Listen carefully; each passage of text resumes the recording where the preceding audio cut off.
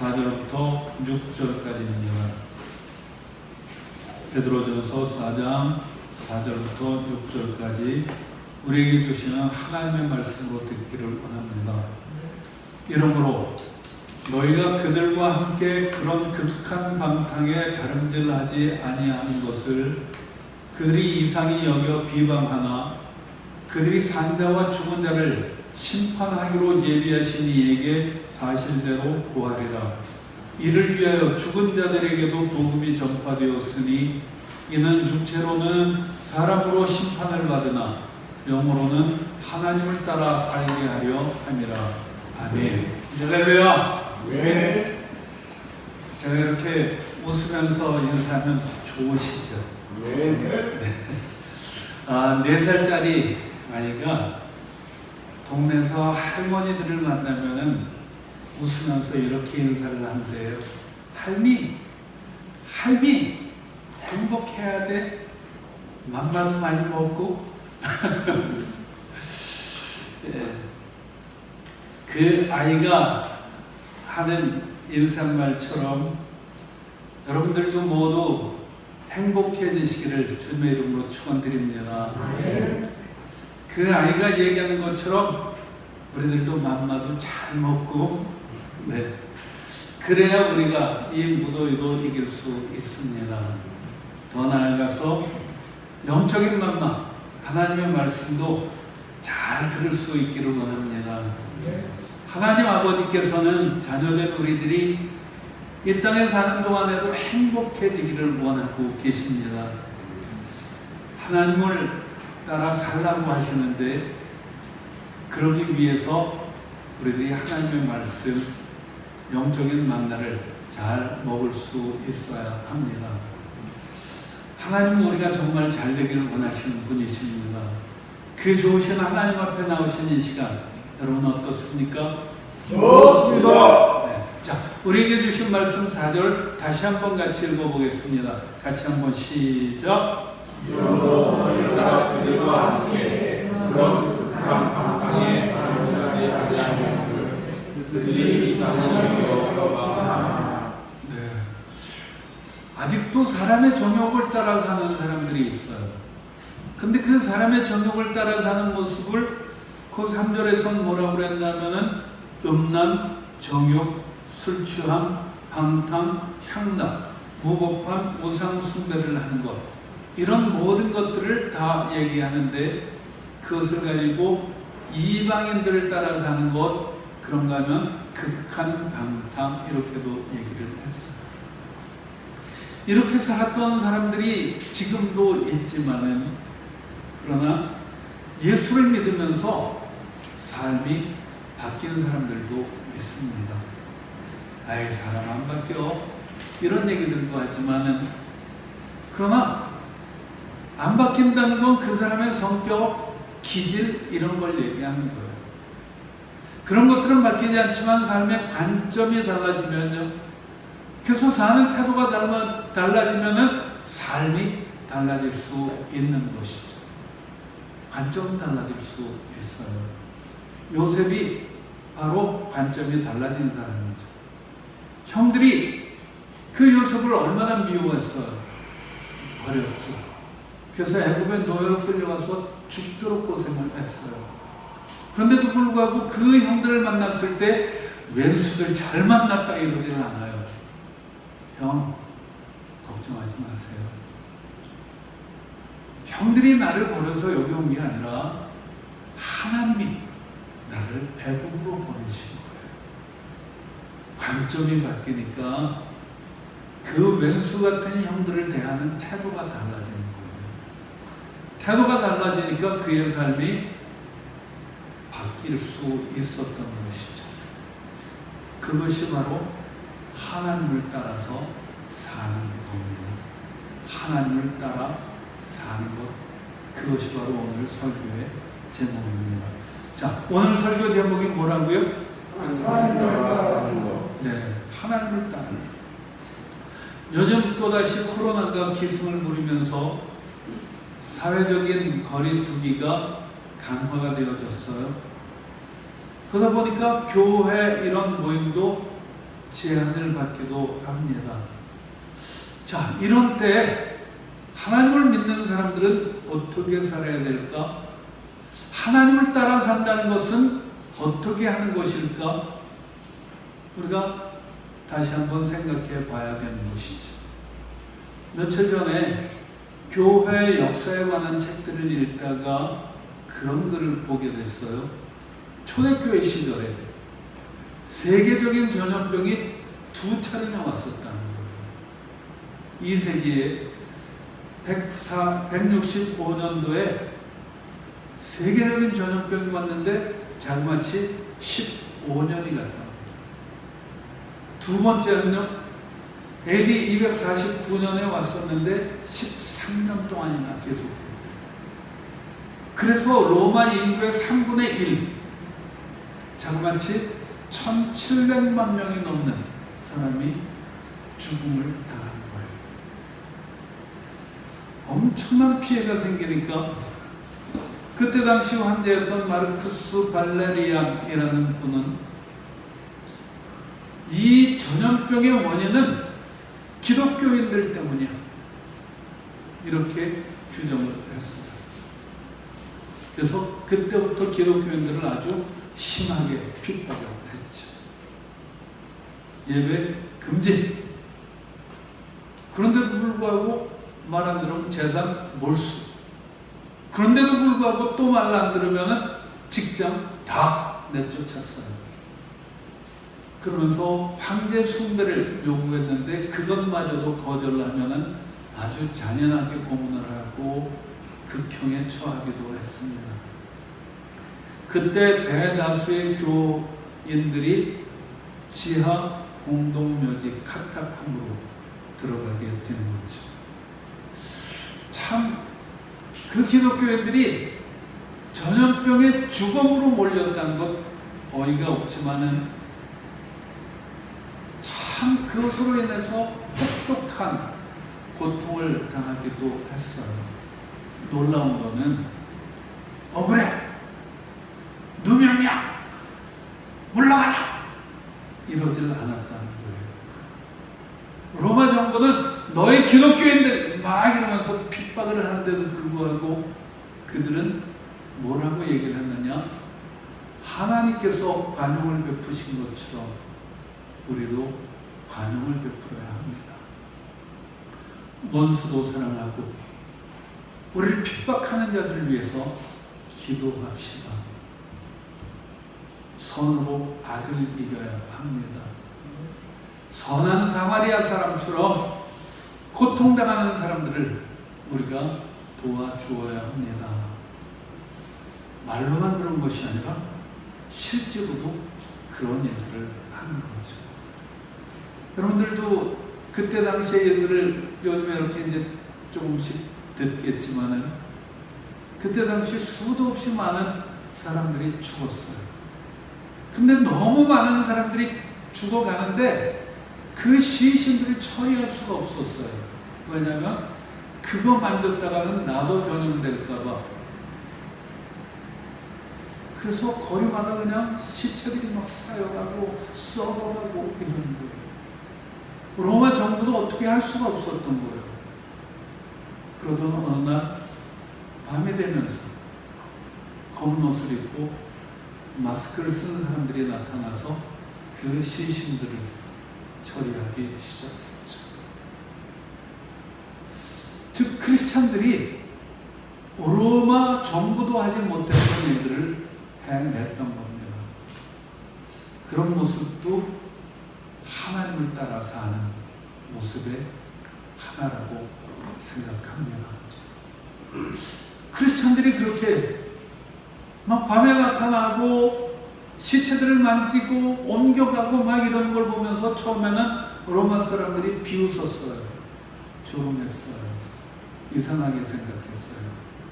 그런데 그러면서 거리가 깨끗하게 되어지는 걸 보면서 크리스찬들은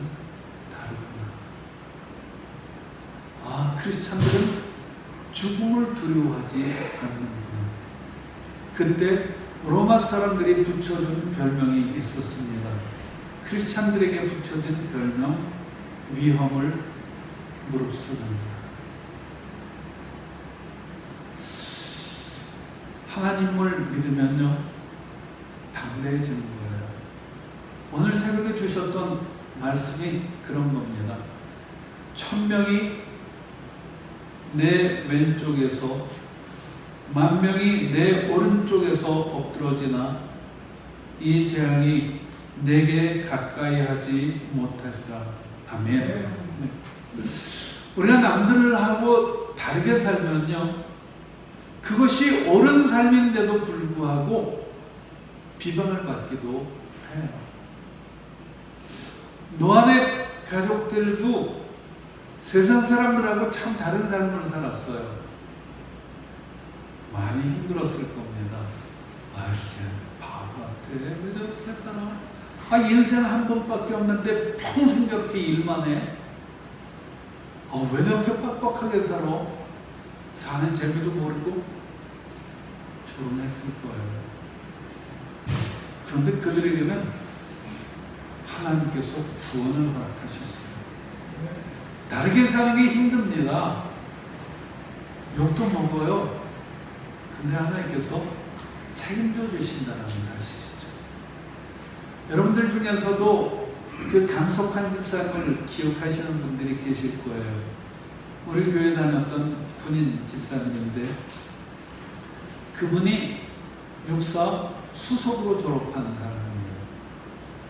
전 전혀 몰랐어요. 그렇게 똑똑해 보이지 않았어요.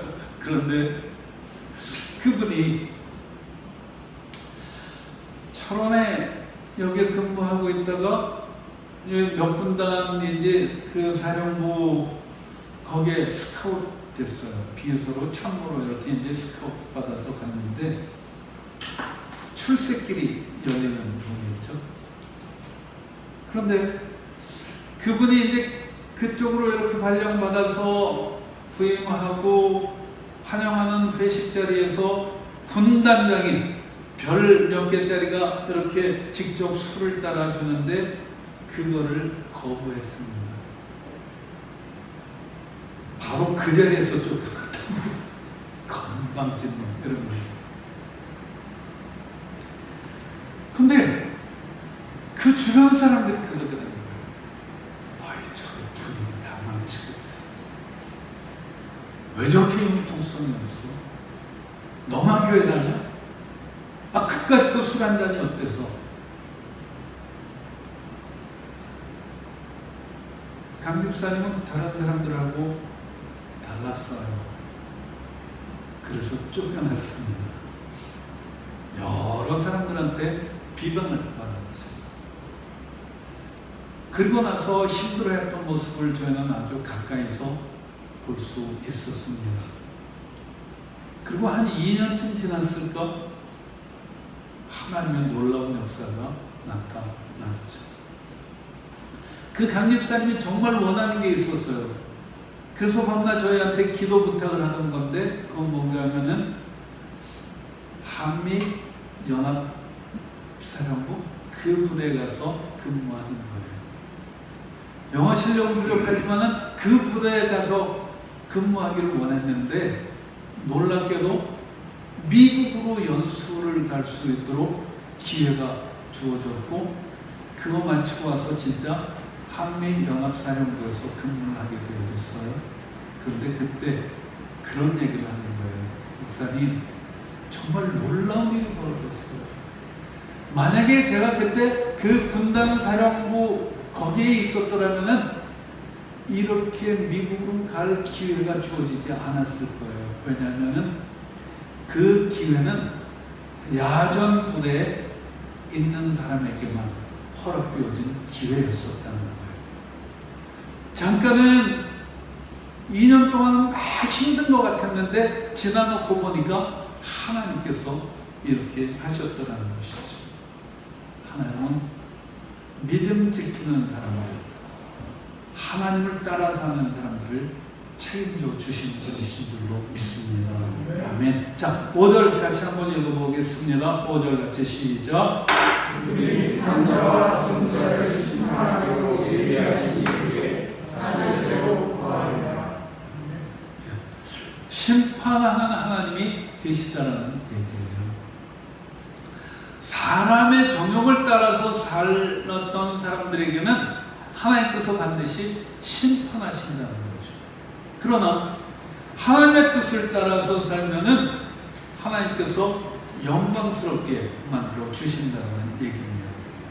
이 구절이 조금 어렵죠. 현대 성경으로 제가 한번 다시 읽어봐 드릴게요.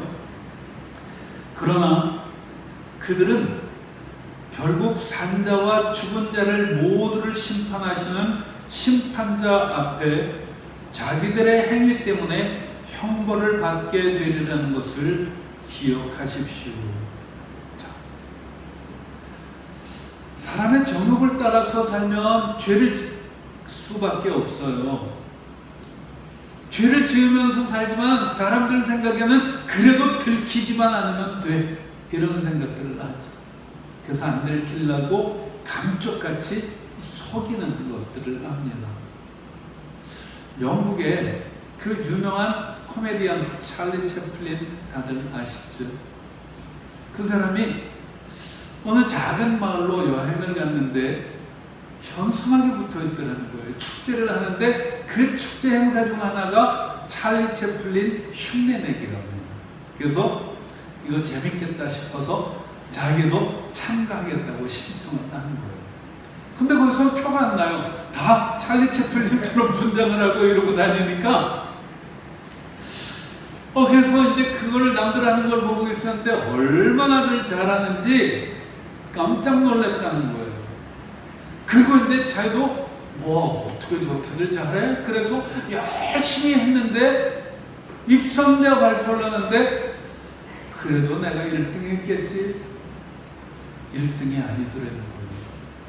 2등은 했겠지? 아니더라는 거예요. 진짜가 3등이 됐고요.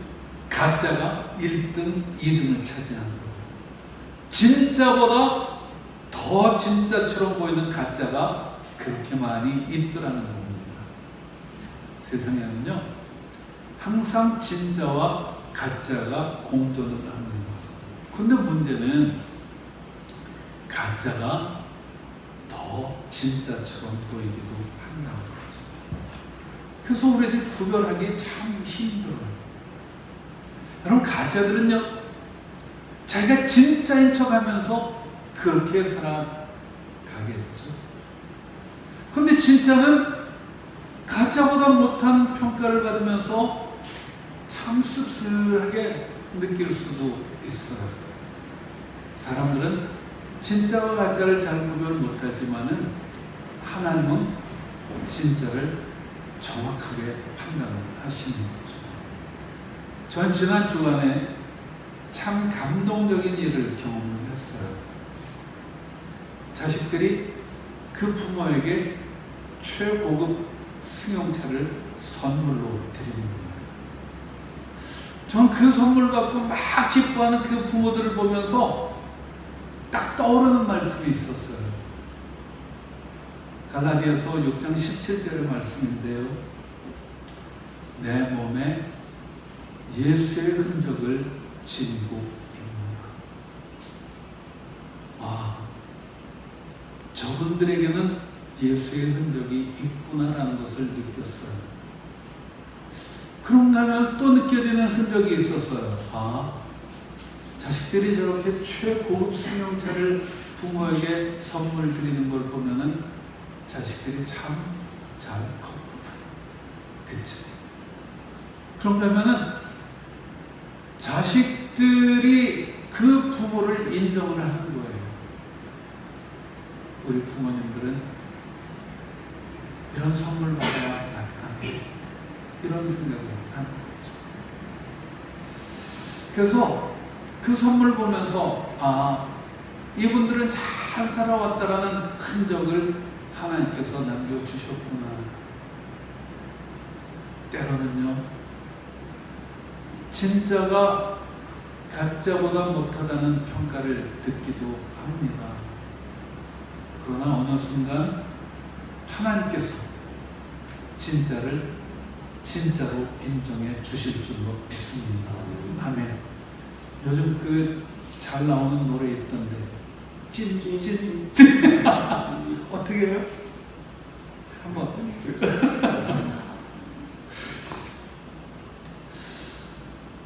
하나님은 심판하십니다.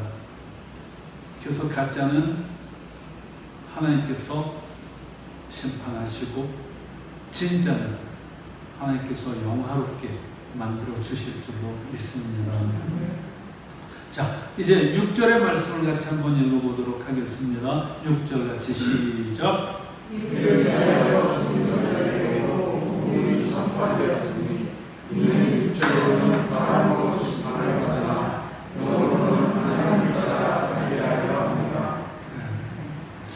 죽은 자들에게도 복음을 전파하신다고 그러는데 이 말씀을 보면서 여러분들은 하나님이 어떤 분이라고 느껴지시나요? 주체? 책임져 주시는 하나님. 전혀 이 말씀을 읽으면서 야, 참 즐기다 즐겨 이런 걸 느꼈어요. 절대 포기하지 않으십니다. 심지어는 죽은 자들까지도 포기하지 않으시는구나.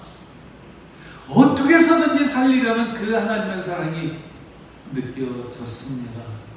그래, 사람이니까 육체를 갖고 살다가 죄 짓고 그래서 심판도 받지만 그런데 너희 영은 그래도 살아야 돼 이러면서 그들에게도 복음을 전하시는 하나님이에요.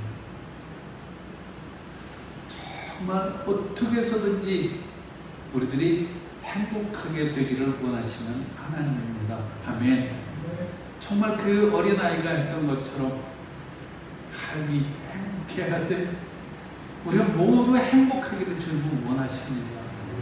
그래서 우리들이 정말 그 맘마도 잘 먹으라고 주님은 우리에게 늘 말씀해 주시는 것이죠.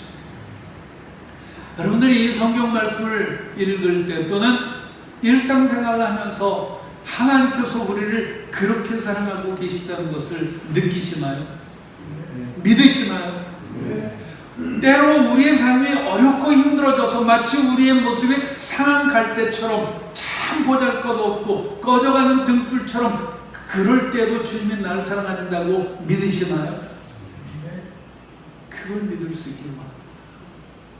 우리가 잘 될 때만 주님이 우리를 사랑하시는 게 아니라 때때로 우리가 눈물 흘리고 때때로 우리가 원했던 일들이 안 되어지고 곤두박질 친 것 같고 다 사람들이 날 비방하고 그러는 때에도 하나님은 우리를 사랑하십니다. 응답하라 1988 저 최근에 그거 다시 한번 봤어요. 근데 그거 보다가 눈물 글썽이면서 봤던 장면이 있습니다.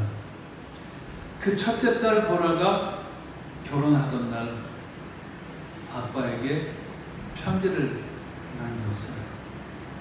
그 편지의 내용이 이렇습니다.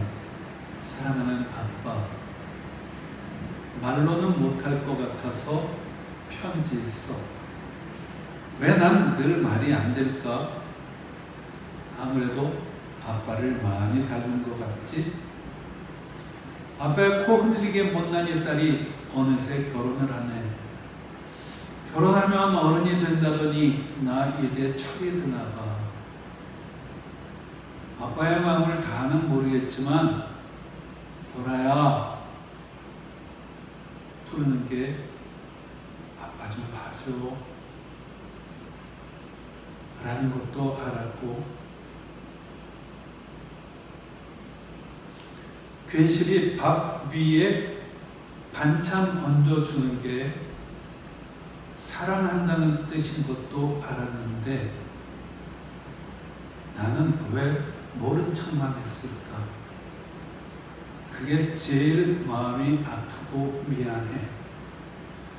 결혼 전에 아빠에게 꼭 말해주고 싶은 말이 있었는데 결국 이렇게 또 편지로 해. 너무 미안한 게 많은 못난 딸이라 아빠 이름만 불러도 눈물이 날 것 같아서 아빠 사랑하고 고맙습니다. 비록 반지하 단칸방이지만 너무 많은 사랑을 받았고 다시 태어나도 아빠 딸로 태어나래. 아빠 미안하고 사랑해. 혹시 우리들도 이 딸처럼 우리를 향한 아버지의 사랑을 사실은 느끼면서도 모른 척하면서 살았던 건 아닌지 모르겠어요. 예, 밥 먹었니? 밥 먹어? 너 어디니? 다 무슨 뜻이라고요? 사랑. 부모는 이 사랑한다는 말을 잘 못해요. 그래갖고 자식한테 괜히 얘 밥 먹었니? 너 어딨니? 다 사랑한다는 얘기입니다. 주일날 잘 지켜야 돼. 성가대 일찍 나오고 무슨 말이에요? 사랑한다. 죽은 자들에게도 복음을 전한다는 것 사랑한다는 거예요. 영으로라도 이제 죽은 육체가 다시 살 수는 없지만 영으로라도 하나님을 따라서 사는 것, 하나님께서 우리를 끝까지 사랑하신다는 그런 말씀입니다. 저는 그 아이가 했다는 말이 자꾸 떠올라요. 삶이 행복해야 돼. 맘마도 잘 먹고 무슨 얘기예요? 사랑한다는 얘기예요. 자, 이제 정리하겠습니다. 하나님을 따라서 살면 그게 옳은 건데도 불구하고 남의 눈에 이상하게 보일 수 있어요. 그래서 비방할 수도 있어요. 그런 소리를 들음에도 불구하고 구원의 비밀을 아는 사람들은 거기에 그렇게 크게 흔들리지 않아요. 누가 뭐라고 해도 하나님을 사랑하고 이웃을 사랑하면서 사는 겁니다. 그래서 위험을 무릅쓰는 자라는 별명을 듣게 되어지면서 오히려 거기에서 영광스러움을 느끼게 되어지는 것이죠. 두 번째, 하나님의 심판이 있습니다. 그래서 언젠가는 가짜도 진짜도 구별되어지는 것이죠. 하나님을 따라서 살면 언젠가는 진짜라는 흔적을 하나님께서 우리에게 주실 줄로 믿습니다. 마지막 세 번째, 하나님의 모든 말씀을 통해서 우리를 향한 하나님의 사랑을, 그 끈질긴 하나님의 사랑을 우리들이 느낄 수 있기를 원합니다. 때로는 힘들어요. 때로는 어려운 일들도 당합니다. 때로는 이제 좀 그 소리 좀 안 했으면 좋겠는데, 주일을 알아서 지키는데, 올해 알아서 봉사하는데, 이럴 수 있어요. 그런데도 불구하고 귀찮아하지 말고 그것이 날 사랑한다라는 하나님의 말씀인 것을 우리들 모두가 느낄 수 있기를 원합니다. 같이 기도하겠습니다. 참 좋으신 하나님,